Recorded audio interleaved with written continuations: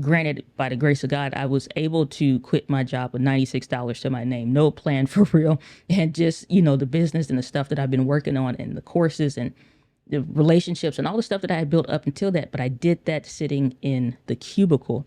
And I think that's what a lot of people forget. I did build all of those things, and I started to build the foundation of everything that's seen today and experienced today and stuff like that. Those starter steps happened at a bank cubicle. Welcome to the Video Simplified podcast, where I help you simplify the video creation process to help you reach wider and connect deeper with the people that need you the most. From learning to use your camera to simplifying video strategies to help you grow your brand and share your vision using video. So let's jump right into today's episode. What is up, entrepreneurs? Welcome back to the Video Simplified podcast with me, your hostess, the mostess, Diana Gladney. This week I want to talk about, it wasn't a question that I got, but it was something that made me think about the days of when you all would hear me talk about, obviously, those days of when I worked full-time at the bank. I've shared this story and journey in my best-selling book, The One Right Video. Quick note here. I've gotten notes, and I even saw like a recent review where on the book where someone was saying that they weren't able to get access to the resources. I apologize about that because that is true. The book resources were not available for a little bit of time because we were updating the website. Based on updating the websites, a lot of links broke. And so sometimes stuff just happens. There's nothing I could really do about it at that time because we needed to redo stuff and rebuild some stuff. I've double checked prior to this episode and everything is back working. And that's for a lot of stuff, a lot of free offers that you would see and even older videos that we still allow available for download and accessing, even as old as the Canon M50 Guide for Video, stuff like that. ZVE10, autofocus cheat sheets, all kinds of different camera specific things. All of that stuff had to be redone. And so the site and all those things, those changes have been made. Some things have been reverted back and you should see those available. But if you ever have a problem, you can always email support@dianagladney.com to get any assistance with that. But if you wanted the 7-day video planning guide challenge, it walks you through with all the videos, stuff like that. I've double checked everything. It works. But if something is still awry, please give us a little grace with that. But just wanted to let you all know about that. So I put out a poll the other day about, this was a question on the YouTube community post that as a creator, do you currently make the most money from your business or from a job? And I put the two options, which is my business and in quotes, client/services, merch, etc. And that would include other things, other streams of income that is by your work. And then number two, or the other option, which was a job in quotations working for someone. And so 26% said they get the majority of their income through their business. And then 74% said it's through working a job and working for someone. So there's nothing wrong with that. And it made me think about the perspective of even sometimes the content and when it comes to like camera purchases and stuff like that. And I really got a question I just answered before recording the episode, which was like, not why, but it's like, see, and here's what triggered me to this. And it's not triggering in a bad way, but again, just takes me down this school of thought. And I just, again, want to open up and share this a little bit more because I think this is more prevalent than more information about what cameras would. I think it would be more important than discussing workflows and systems and stuff like that. If you don't know the ideal workflow, assuming you had your full day to you, if you only got a short amount of time, it makes it even more refined. I've talked about this in my book, and I'm not just saying that because I talk about it in my book, but because it's something I realistically use. And I think sometimes those concepts, simple as they may be, this is the stuff that got me free. This is the stuff that really helped me to change my life. Granted, by the grace of God, I was able to quit my job with $96 to my name, no plan for real. And just, the business and the stuff that I've been working on and the courses and the relationships and all the stuff that I had built up until that. But I did that sitting in the cubicle. And I think that's what a lot of people forget. I did build all of those things and I started to build the foundation of everything that's seen today and experienced today and stuff like that. Those starter steps happened at a bank cubicle. Here's what the days look like, because the days of what my business looks like now and the days of what my business days or sections of my day looked like is very different. So I worked 7:15 to 3:45 was my regular work schedule, which means on a good day when I got to work on on time, because be honest, the less I see value in something, the less I want to do it. And so for a job, and I could always feel when that was coming when I worked a job. So if I did, I knew that I wanted to quit that job and go and do something else, or I was in the wrong space. So anytime it's like I stopped caring about being on time, or I stopped caring about trying to climb the ladder kind of stuff, then I'm like, my mindset has shifted, and because my behavior shifted with an attitude change, like it's not that important.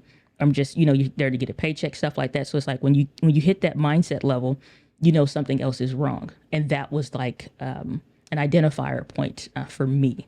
Now, what my days looked like with that 7:15 to 3:45, like I said, on a good day, I would go from, let's say you get to work 6:40, 6:45, whatever.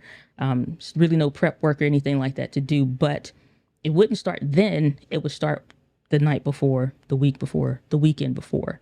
I don't know who or where. I just know in the course of the business books that I would read and study, which was my primary thing. Every October, I still do this. I go into a digital fast where from that point up until the beginning of the year and maybe a little bit afterwards, I'm not doing any social consumption for fun. I'm doing social consumption for business, for work, but I'm solely reading and stuff like that. Not that I don't already throughout the year, but that was my thing. And so going into that digital fast, I learned a lot of things over the years, just continuously doing that. And one of the things was to plan for your week, you plan on the weekend. You plan the week on the weekend. To plan for the weekend, you plan that during the week or whatever. You plan the next day, or those things specifically of what you needed to do for the next day based on what you needed to do that night, or that night before you would plan for the next morning. Hope that came out clearer than what I'm thinking. Every evening, based on where I left off at, like I would give myself some leisure time. And I'm like, okay, while I eat dinner or whatever, just dinner, then I'll consume something that I personally enjoy. Once I'm done with dinner and I've had those 10, 15, 20 minutes there afterwards, then that stops. And then, because I don't want to constantly be working all the time, I want to give my brain some kind of a break to just sit and chill. And sometimes it might be just relaxing. So I would do something that would get me excited. At the time, Game of Thrones was coming out still. And I remember like one episode in particular, and I'd be like, dang, that episode was good. So it may be something like that where I'm like, okay, watch this episode. This is my 1 hour out of the 24 hours that is devoted to leisure, and that's it. Then the rest of that would be reading. So that's when I hit like the reading one book per day. That's when I started, I would start pushing myself to do different things while at home. Because I'm like, what are these 4, 5, 6 hours while I'm at home, when I first get home, outside of eating, or even sometime during that for reading especially, what else could I do with it? So what I first did was look at the time that I have available for me. Anytime that I was completely clocked out, what time is available for me? Then I looked at what time I have for my job and what time can I potentially use that for something else. Case in point, these iPhone headphones or whatever, I rock with these. These are not the same pair, but these iPhone headphones, like when people saw this, is their sign to not talk to me. I'm not joking. Like, you see these in, send me an email, send me a DM. I never took these off. And it would have to be a supervisor, get a little quick tap, and they would knock on the little cubicle, piece of metal or whatever. And then I'd be like, okay, but I'll still keep one in. You are allowed to have headphones, but not your phone. So I kept my phone in my bag. 30 hours out of that 38 to 40 hour work week was developed, set to personal development. So it honestly would hit like 32, 33 hours of the week, which means I could do my job autonomous. I didn't need to talk to anybody. So I worked my way from a talking job. It was very simple goals to get to different points to allow myself more time freedom to do the things that would help me build the business. So this first half of this is just really about the time freedom aspect. I worked my way up from doing jobs that required me to be on the phone. Like obviously you may start with like call center type jobs, inbound. Hated that. Hate calls. I just don't put me in customer service. But it's where I was starting. So outside of food services, call center, I'm like, okay. I'm like, I want a job where I'm not on the phone. I took the job to get in there making outbound calls. That was better because you're directing the conversation, super short calls. Just needed to get quick account balance stuff or whatever, and that was it. Then I'm like, okay, work my way up to, I was like, what's a job where I don't have to be on the phone? Because once I understood the culture of where I was working, it allowed me to have headphones. I'm like, I'm in there. I'm like, nobody minds if I have my journal, which I always have a journal. So I can go and pick any journal for any part of a year and know where I was at mentally, what I was studying, what I was working on. Still to this day, I think I just got rid of my journals and stuff from when I was like 16 and stuff. So I can always say, this is the one where I was at for whatever. So at the time, like different ones, I would have different journals. And so they would see me working, but occasionally I'd stop and write a note, and I just kept it open. Because of this, I'm working on me while I'm working my job. Even if that was a manual labor job, you know what you're doing. You can listen. So you say, I can't have pen and paper at my job. That's fine. Apple Watch. I keep on my Apple Watch, on my phone, the ability for me to just quickly hit or say such and such, start a voice memo, take the note. I still do this to this day. So no matter where I am, or like sometimes I'm getting ready to go to sleep, brilliant idea pops in.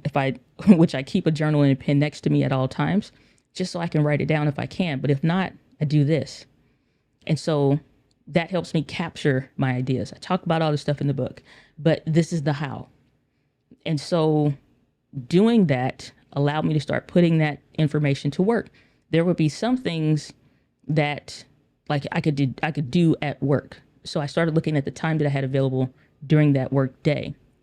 Get 2 15-minute breaks and a 45-minute lunch. I don't need to spend those with coworkers no more. Just don't.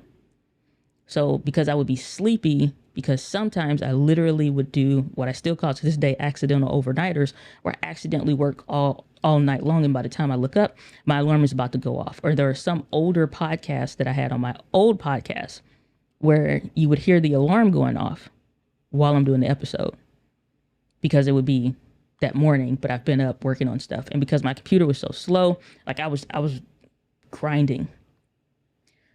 So I get to work, I'm tired. I'm like, when can I sleep? 2 15 breaks. Put a sign up on break on my queue. Just printer paper, Sharpie. It's a real gutter. It wasn't I wasn't trying to make this pretty. I wasn't trying to impress anybody. My goal was to, as long as I was working my job, to make as much money as possible at the job, to bring as much value back to the company as they had brought into my life, from the opportunities, from the different things you could do, incentives to get more money, whatever. That's fine. It wasn't just like, screw the job and like, I'm going to leave this place anyway. No, bring as much value as possible, make as much money as possible at the job. And then like when it's time to exit, it's fine. But let's make as much money as possible, do as well, get as many privileges, all of that. So work, try to be more efficient, institute things, be on special projects, all this, that, and whatever. Didn't matter. I didn't really care about the job. Just let's go. Having meaningful work was important to me. Once it got to the point to where we weren't even doing meaningful work because the bank was continuing to shut down, they were internally crumbling, trying to make it look pretty from the outside. Problem is, I read reports because I'm a nerd. And so I saw that internally. So I'm like, let's stop. Because it don't matter if you're climbing a corporate ladder if the building is on fire. So I'm like, so I stopped that. So the way that I transitioned from where things were, the climate of the job, and even if the job is fine, because I mean, it depends with some of these companies, you don't know, just like the yellow trunking company, they just not randomly, but they went out of business. It's just kind of one of them climates where you cannot really afford to be uneducated. And that just means, again, like I explained to my supervisor, that at the time, it wasn't my supervisor, it was my supervisor's supervisor, who used to be my supervisor. Whatever. What happened was, it wound up being that you start seeing stuff, hiring freeze, flag. Start looking at the numbers. Sales are not, sales are down, whatever. Uh, increased fraud and, a lot of stuff. Flag, flag, flag, flag on the play all day long. Every quarter, they put out reports and they put out alerts or whatever, X, Y, and Z. And then you can just pay attention to the climate of the environment, just like paying attention to your niche, keeping the hand on the pulse of your people will keep the hand on the pulse of your industry. Paying attention to what other banks are doing, what other companies are doing, and where the ideal target market is at the moment. Is the business, and it's as simple as, is the business with us or is it with somebody else? Where are people vibing with? You hear managers complain about stuff, flag, flag, flag all day long, right? So that was my signals that things were not okay. I started looking for other jobs and I'm like, I don't want to do this anymore. I just don't. I don't want a job anymore. Like I don't want to do jobs anymore. I don't want to do it.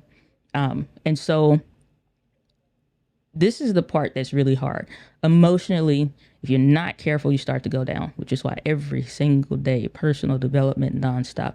I don't care if I'm talking to somebody. I can hear you. My full attention is the eye contact. And I'm like, it's like still going in one ear. For those of you that are listening, I took one earbud out because that would be my thing. Yeah, I hear you. And then I'm like, okay, we're done. Put the earbud back in. But I'm constantly feeding my mind because what I needed to do progressively, this is over years also. I'm telling you the last year's detail, but over year, I mean, personal development every day. I did this for years. Would you get tired? Yeah, sure. But I'm also tired of this job more.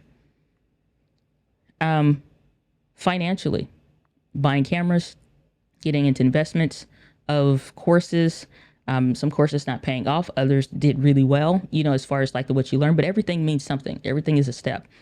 Even just in learning, unfortunately, expensively, that I don't need to pay attention to this. I actually need this, or it reveals this and that, whatever. And some people are really good at sales and marketing, but they're very bad on delivering the product, or they're very bad on delivering what you signed up for. So I get that. That's why I take a real different approach, because when it's like here's the gravity of my prayers at the time. Should I pay rent? Which I have options of stay with somebody else, like family, get another place. It's like credit, mess it up, fix it. It's like these things are repairable. I only get one life. All of this is happening, by the way, after I have my encounter at death's door, after I have the life-saving surgery, after I wake up and I'm like, what's the point of me being here? This is why I had such a radical shift. But ask me questions before, and I'm just like, one day I want to do, like you thinking about in the life of one day. You're living in that season, that space. And I stopped immediately because I'm like, those days are now gone. I only have today. Can I earn today? Well, or because it was as simple as, and not to say this to like buy my book or whatever, but I did go in depth there. Like I said, in a way I really haven't anyplace else. But when you wake up from surgery and you think in your 20s or whatever, you wake up like, I'm going to be fine. Like, got a headache, got a slight migraine I was dealing with overnight or whatever. A little bit there, but it's like, take some migraine medicine. It's going away. And it's like, okay. It's like, that's what I expect. It's going to go away. And keep going. But that wasn't the life that I was going to be living, unfortunately. It was going to come with other things, with the endometriosis. It's a life-changing, debilitating disease. It's going to impact your quality of life, whatever. I'm sitting here right now with a heating pad on. Those of you can see the video. The vibrator's on, which is why I care to use the Rodecaster Pro. I've tried other stuff, but I need it for the noise cancellation, for the environmental noise. This is part of that, because I need a heating pad. I need a massager, and this is work. This is daily life. So a lot of times you see it from the chest up, because one, it's convenient. Two, it's a system. And three, I can wear my heating pad. This was me at work too. I had one for at work and I had one for at home. And I'm like, I got to do what I got to do.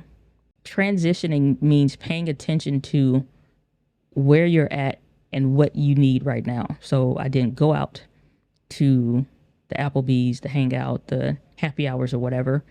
I stopped spending time on lunches and breaks with other people. Occasionally I would, because sometimes you just need a break from yourself at times, or just be social, whatever. But to get someplace that you've never been, you've heard this before, you have to do things that you've never done. And I was willing to do a bunch of things that I've never done that were uncomfortable, because life was already uncomfortable if I wasn't doing that. So at least these things that I'm doing that are uncomfortable are in the process of, and that's a very important statement that helped me a lot. And I'm going about this the long way, not the short way, because I mean, you can skip this episode if you want to, but I feel like this is more helpful than tip 1, tip 2, tip 3. You know what I mean? So that's why I'm just kind of taking more of a laid back approach for this. So in the process of is what helped saved me from a lot of stuff. And still to this day, when I'm having challenges with things, it's like, that's why I'm journaling. So I'm not just having recurring repetitive thoughts and I'm only thinking the same thoughts over and over, but I'm journaling them. I'm taking action on them. I'm tracking my emotions. I know if I'm dealing with something, if I've gotten over it or whatever, because I can go back and read it. I'm not just going based off of my memory and how I feel and my memories of how I felt. I got it documented, written down. Those of you listening only to the podcast, video version podcast, I'm holding up my journal, my current one. And so I just would keep them thin because they were always easy, lightweight, ultra light content creator for forever. Audiobooks, great. Podcasts, great, but not randomly. So when it came to the education plan, because this was a huge part, because you have to learn. This is how I found out about Ray Edwards. This is how I found out about Pat Flynn. This is how I found out about Cliff Ravenscraft. This is how I found out about Sean Cannell. This is how I found out about anybody, Roberto Blake. This is how I found out about Jessica Stansberry. I was watching her on the computer at the bank on YouTube, little screen I'd have right there, so I quickly hide it should I need to. If I thought somebody was coming, the mouse is already over the cursor. I'm ready to hide it, because you couldn't have the videos up. They wouldn't mind if you were on break or lunch or something like that, but I'm just like, I'm waxing a lot of people at work, proficiency wise, because I'm doing the best I can. I'm still using my gifts and all this stuff. Cliff Ravenscraft, excuse me, my country slang is coming out, recommended a book by Gay Hendricks called The Big Leap. In this book, he talks about being in your zone of excellence versus your zone of genius. Working at a bank, doing stuff like that. It was a zone of excellence. I was really good at it, really proficient. I could have done well in the career with it. Zone of excellence. My zone of genius, where you're gifted, where you're called, where you know what I'm saying, where you thrive. It's what I'm doing now. It's the kind of stuff that I'm doing now. And I'm like, well, who's going to pay me to do that? Before it was comfortable, I paid for a coach that cost way more than I can afford. Lights would get cut off. The gas would get cut off. Rent may be late. Was in at the time, trying to think, before that, I know when I was at my other place, I was caught up in a payday loan game really bad. And so I had to use financial books that I was getting from the library. And because the city and the county library were connected, I had access to pretty much all of St. Louis's plus the whole metropolitan area's worth of libraries on, like, no matter where I was going in the city. And so based on that, I needed to make sure that I could get access to books, because some of those were only available in the city and some were only available in the county because you can check online. And so early morning I would go. So if anybody was getting this book, I'm getting it. Get on the wait list. Go get it after work. People are like, oh, you're going to the Beyonce concert? I care nothing about her. I'm going to the book fair this weekend. And to the point that it's like everybody, it's a joke. But I would get, like, you're going to get made fun of. That's the other thing. That's why I say mentally. What are you in the process of? I would get, now people understand, they know how important the book fair is, because it's really something I love and enjoy, but it was like, I'm hungry. And so every year I just have something that I was working on. And so one year maybe learning and focusing on one thing. Like I said, random podcasts and episodes and grabbing information is great, but focusing and harnessing in on where you need to focus is important. And so once I learned about, so obviously money is important. Time, energy, money is always going to be the three most important things. And so I'm thinking money first. Wrong. Because I need to figure out a bunch of other stuff that I'm becoming aware of. That's why I'm listening every day to something. something. Because of this, now I'm embracing new information. So when I learned about Ray Edwards, and so I'm like, never heard of this word copywriting before. Now I'm figuring out exactly the things that I need to do to take the route to get there. And I'm like, let's focus on one thing for the next month. Email subject lines, writing better emails. Let's just focus there, because it don't matter what I'm creating and I'm adding people to the list, but if they don't open or they unsubscribe, then I'm kind of defeating the purpose. So again, for those of you listening, I'm holding up my journal. I'm documenting this. And I'm like, this didn't work. Or is this the right process? Or I saw this thing about the website. Should I build the website myself? Or I'm like, screw it. I'll take the money that I don't have. And I would call my parents at different times and I'd be like, can I just eat there this week? Okay. No questions asked. I'm like, you know what I mean? I'm like, okay. Blessings would come where I didn't have any money. I mean, like nothing. Not even net in the overdraft. And coworkers that I had been generous to, which I just am, just like randomly, I want to get you lunch today, or your favorite food truck is coming, which is fried catfish fillets. It's like your favorite food truck is coming, which are freaking delicious. And, or, you know, they knew when I was, not the reasons why, but they just noticed you're not eating burgers or whatever. And I was just like cleansing, and I was trying to figure out what foods were irritating me, endometriosis wise. So I'm just like, okay, salad, but I can't have too much of that. So it's just like rice and fish. And so I just was doing that. And so people would just be blessing me. Hey, Diana, I know you love coffee. I saw this. I thought of you. Blessings just would start coming in. And it's like, oh, you eating ramen noodles again? It's like, this is the budget I'm on. And he's like, I'm going to get you a burger. Don't eat that. And I'm like, okay. Learning to receive. So you would think that a lot of the stuff of what is required to go from transitioning to the job to working full-time in your business is more strategy, implementing strategy, taking a certain course. But a lot of this was just the day-to-day life stuff. And it's not about making the right big decisions, but it was more about paying attention to the million small decisions, like not spending my lunch with a coworker, or sometimes if spending, like, you know what I'm saying, how paying attention to how I'm investing my time, drives home and to work and in the car, period. Solely personal development. Pull back out my iPod back in the day, because it's completely full of nothing but personal development. Yes, I have a phone, but wasn't always convenient, or like the iPod just made sense. Completely fill it up. I was adding more stuff to it. YouTube has a bunch of stuff. A lot of authors will share their stuff, whether it be on their podcast or whatever. So I just pick a teacher and I'm like, I'm learning from them. Take a course, doing the course. Somebody got a free trial, waxing a free trial. From the instant, that's why I would stay up overnight, accidental overnighters. Because I'm putting everything that I know to work, trying it. And I'm like, you know what I'm saying? So I hired a coach long before I was ready, and hired another coach after that, because I'm like, I think this is the thing. And so you just keep building on every little step. And for a long time, it feels like you're stacking Bible pages. The reason why I don't just say paper or books or something, like you stacking, like think about if you've ever opened a Bible before. The pages are super thin, uber thin. If you stacking thin papers like that, you could stack 10 of them, 20, 50 of them together, and it'll be just a little itty bitty pile, thin, thickness wise. And I'm like, every little slither matters. Every layer matters. And so the days that it would be hard, those are the days it's like, I need to take 5. Spend time with family. Be with my friends and just have fun. And like, as far as having fun in like just good, wholesome, clean fun.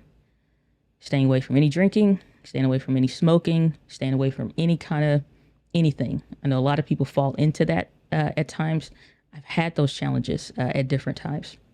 But even before then, it's like really paying attention. And for me, prayerfully, it's like, this is distracting me. I need this taken away. Because it's exposed to me myself when I became an adult as a 17. Oh, yeah.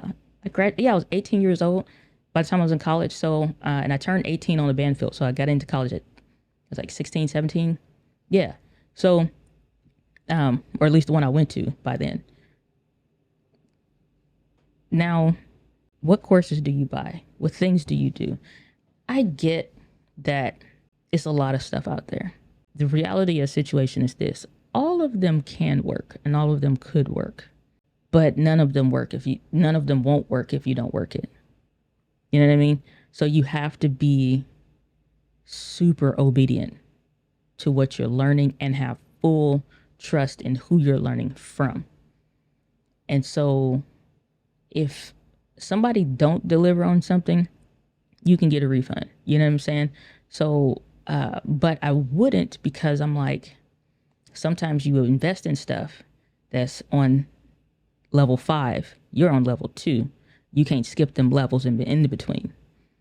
Hold on to that level 5 because you're going to need it. Put it in Dropbox, put it in Google Drive, come back to it.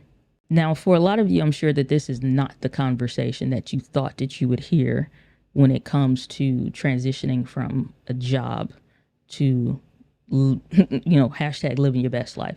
But like I said, this is the real life day to day. Waking up, hating it. Wake up and be like, oh, hell, my alarm go off. Paying attention to the way the day started. Paying attention to when I got to work, what was I doing with the free time that I had? When I can, and so I'm like, I need to completely get away from people, because just because you have a sign up, whatever, people still want to at least talk to you or whatever. They may be on their break or lunch or whatever. So I start going to the car, paying attention, immediately plugging in to live streams, community, all those different things. Immediately. So Luria Petrucci, I just shared this with her this past year. Actually, it was earlier this year. We was out to dinner together. And I've been following you for years. Long before I was just somebody in the live stream. I remember vividly be driving home from work, sitting at a long light, stuck in traffic or whatever, put something in chat. Like, I remember everything. So I have very vivid memories. Really don't feel that long ago. And I guess time-wise, it probably really wasn't. But those are the day-to-day. When I got home after work, what was I doing? Now, because I have stage 4 endometriosis, and I'm going to leave it at this because otherwise it's just going to be an uber long monologue. And we probably already 30, 40 minutes into this episode. But what I did when I got home was, at home, I would plan towards that latter half of the evening, plan for the next day, right? And then you plan like week by week, obviously. But when I got home, whatever I planned and worked on, because I couldn't implement too much at work, where I would take my camera and play with the settings in the car, record certain things or whatever, but I otherwise wanted to keep to myself. I wasn't like trying to film other people. Nobody knew nothing of what I was doing until it was starting to get towards the tail end of stuff, unless they was just like close to me. And at the time, it was a joke. Having a podcast was a joke. And I'd be like, reached South Africa this week. And you're like, okay. Or hired my first virtual assistant while still working at the bank. I'm like, okay. It's like, just got my first YouTube paycheck. Okay. Yes, just got a client. Amount of money I just made on the one call is enough to pay, is enough for what we get paid here for 2 weeks. What are you doing? The conversation shifts, right? Until it's like, you get the question like, how do you make money on YouTube? How would you always stuff with the cameras? What? It's like, what is going on? And then it's, what other people think about you is none of your business. Free yourself from what other people think about you, because it's none of your business. So when I would get home, the drive home, picking back up where I left off at, if I had a book, physical book, audio book, so that when I'm driving home, I'm reading audibly, paying attention or whatever, audio note, pause, just pause, because I had the thing on the steering wheel or whatever, and probably got audio commands for some cars or whatever. And be like, I set up so I could say, hey, such and such, take a note, or start the voice memo, talk through my ideas, talk through my vision. Every day I edited a video, every single day, because I needed to get better at recording. I needed to get better at the camera, and I needed to get better, like the whole creative process. So I'm like, every day if I put something out, then I'll be good. A lot of videos I wind up deleting. I know I've deleted close to like 400 videos. So over the course of years, it's like certain ones like take them down, take them down, take them down. And now I just leave it alone. But those older videos just like past the point, because I'm like, those suck, those terrible, whatever. And I just unlist them, like delete them. Now I just, if certain ones, it may unlist but not delete. But every day I recorded something. Then I was like, dang, these videos is long as hell, 30, 40 minutes. I'm like, how do I get better? With the stage 4 endometriosis. And to this day, I still do this. The days that I could not physically do anything, like the last 3 days, really just been kind of like on bed rest. Inside, I feel great. I'm like spiritually well, physically down, physically in a lot of pain, physically just like, this blows. But when I physically can't do, I mentally do, which is why my journal is so vital. Because whatever I'm writing, whatever I'm planning, whatever I'm thinking about, I could research on my phone, or whatever. I could look something up. I could take more notes. I could, go through a course like that. You could do anything on your phone. And so I wouldn't try to edit or nothing like that, but I'm just like information, education. So that's what I did also when I was consumed with work. When I can't do, I learn. When I can do, I'm executing. Learn and do was a philosophy long before it came out of my mouth on that live stream some years ago now. When I got home, I would do. And some days I just would have to get through it being in tremendous amount of pain. I've not done an episode this raw. Probably gonna do light editing on this because it's just exhaustive. Because I thought about doing some kind of a process, like I usually do the podcast, keep them real tight. Not this episode. Because some conversations just need to be had, and there's some aspects that it won't really fit per se. I mean, there's always better ways to do something, but I'm just sharing that, sharing it in this way because this is the way I want it to. Unfiltered, no scripts. This was the day-to-day from my interactions with my coworkers, what I did with my downtime, drive time university, even in a car with somebody. On the earbud in, not trying to be rude or nothing, but some rides you're not really talking or whatever. But when I'm present with my family, I'm completely present with my family. When I'm not present with my family, if I'm working, I'm 100% working, and I'm 100% present. So I hope that over the course of these minutes together, that even though this is a really long episode, probably one of the longer ones I've done in a little while, and again, more raw, not polished, not really, like how we usually would, because like I said, when I saw that community post results, I'm just like, I think a lot more people are in the position that I used to be in. That wasn't that long ago, but it's uncomfortable for a time, and even now I'm pushing through a ceiling. I'm in the process of breaking through another ceiling. Discomfort is always going to be a part of the equation of success. Discomfort is always going to be a part of the equation of success. But your persistence in your purposeful work is just one of the many factors that determines if you actually break the glass or not of that ceiling that sometimes is above your head, whether it's a condition that you create that's a problem, or whether it's an external condition that you have to deal with. But either way, the Love to end all of my episodes. The winds of life blows on us all, but it is how you set your sails. That's how I set my sail so that I could transition out of the job. That was the day today. That's from Believe It for this week's episode. I hope that this, for those of you, hopefully it resonated and it was more helpful. Just having more of that conversation and just a bit more of a longer fireside chat. That, guys, with a passion and as a love to end all of my episodes, the winds of life blows on us all. With that, guys, with passion, I'll see you on the next episode of the Video Simplified podcast. Take care. Thanks for tuning into this week's episode, but the value doesn't stop there. For more in-depth trainings, courses, and growing your brand using video, join the Video Simplified community at videosimplified.live.